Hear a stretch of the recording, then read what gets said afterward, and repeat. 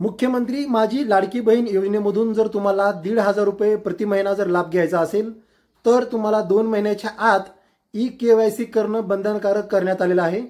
त्यासंबंधीचा जो GR आहे तो शासनाने 18 सप्टेंबर 2025 मध्ये प्रसिद्ध केलेला आहे। तर आपण या व्हिडिओमध्ये पाहणार आहोत लाडकी बहीण योजनेचा ई-KYC कशी करायची। नमस्कार मित्रांनो, मी अनिल जांभळे, तुम्ही पाहतात मराठी तक यूट्यूब चॅनल। या व्हिडिओवर तुम्ही नवीन असाल, चॅनलला अजून सबस्क्राइब केलं नसेल तर चॅनलला सबस्क्राइब करायला विसरू नका, जेणेकरून अशाच प्रकारच्या महत्त्वपूर्ण अपडेटसाठी तुम्हाला कुठेही जावं लागणार नाही।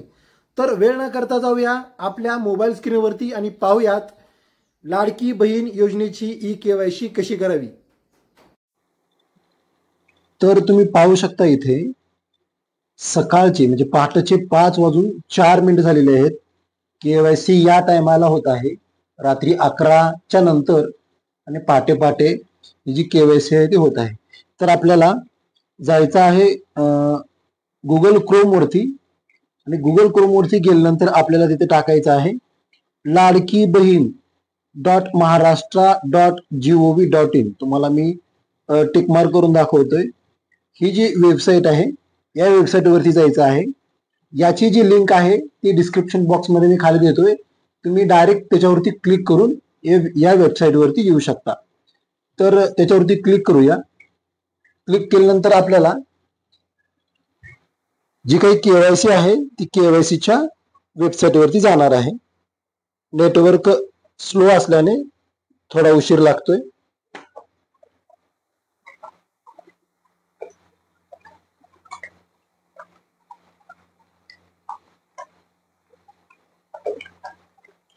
तर इथे पाहू शकता जी पहिली वेबसाईट आहे त्या वेबसाईट वरती आपल्याला क्लिक करायचं आहे। क्लिक केल्यानंतर आपल्याला असा इंटरफेस ओपन होणार आहे। इथे आपल्याला लाभार्थ्याचा जो आधार क्रमांक आहे तो टाकून घ्यायचा आहे।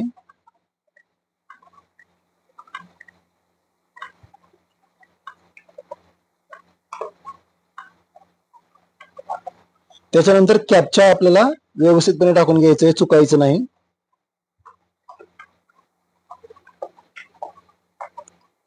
आणि आपल्याला इथे खाली सरकावून मी सहमत आहे इथे तुम्ही पाहू शकता,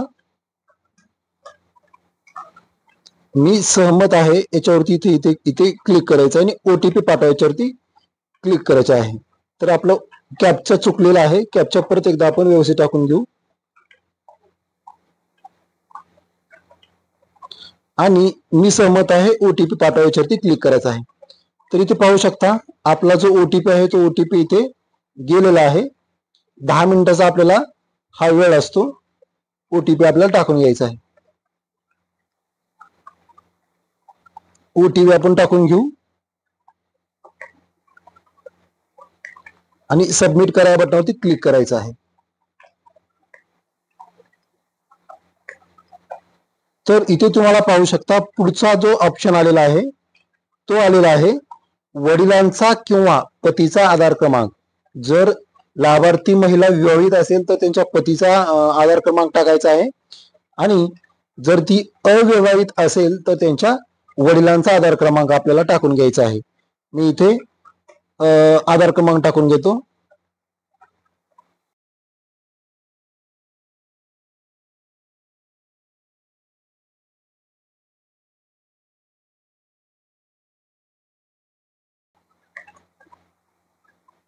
आधार क्रमांक बरोबर टाकून घ्या।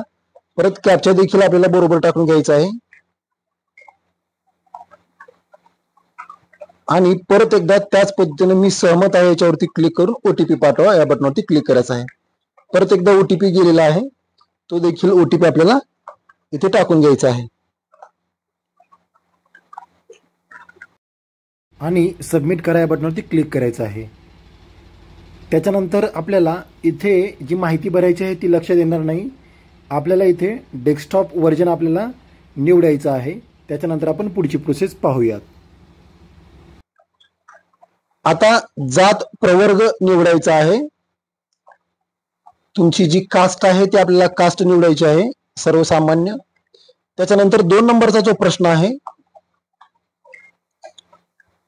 हा एक नंबर, माझ्या कुटुंबातील सदस्य नियमित कायम कर्मचारी म्हणून सरकारी विभाग, उपक्रम, मंडळ, भारत सरकार किंवा राज्य सरकारच्या स्थानिक संस्थेमध्ये कार्यरत नाही किंवा सेवानिवृत्तीनंतर निवृत्तीवेतन घेत नाहीत. तर इथे हा प्रश्न खूप महत्वाचा आहे, तो पूर्णपैकी वाचून घ्या.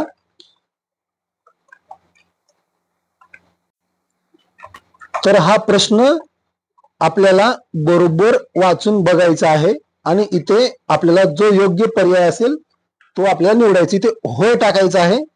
का तर इथे प्रश्न असा विचारला आहे की माझ्या कुटुंबातील जो काही कर्मचारी आहे कोणत्याही शासकीय विभागामध्ये काम करत नाही किंवा निवृत्तीवेतन घेत नाही, तर इथे होय टाकायचं आहे. त्याच्यानंतर माझ्या कुटुंबातील केवळ एक व्यक्ती, तुम्हाला दिसत असेल मित्रांनो, माझ्या कुटुंबातील केवळ एक व्यक्ती विवाहित किंवा अविवाहित महिला योजनेचा लाभ घेत आहे, इथे आपल्याला होय टाकायचं आहे. त्याच्यानंतर आपल्याला इथे जे चेक बॉक्स दिसतोय याच्यावरती आपल्याला क्लिक करायचं आहे. आपण जी माहिती भरलेली आहे ती एक वेळेस खात्री करून घ्या. का इथे जर तुमची माहिती चुकली तर तुमची लाडक्या बहिणीची जी काही पगार आहे ती बंद होऊ शकते. जात प्रवर्ग योग्य निवडा. त्याच्यानंतर जो पहिला प्रश्न आहे तो खूप क्रिटिकल आहे.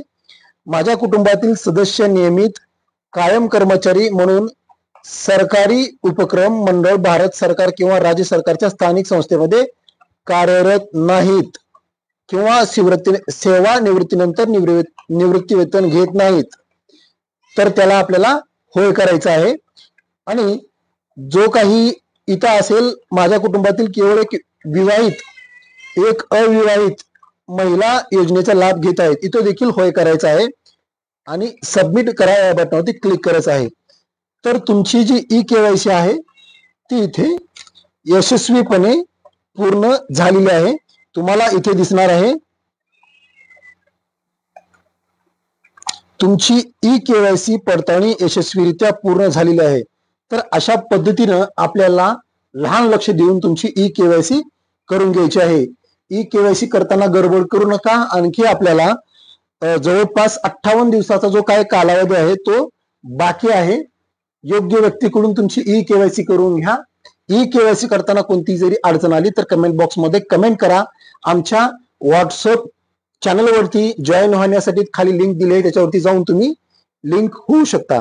तर मित्रांनो, अशा पद्धतीनं आपल्याला ई-केवायसी जी आहे ती करून घ्यायची आहे. परत भेटू एक उपयुक्त व्हिडिओ घेऊन.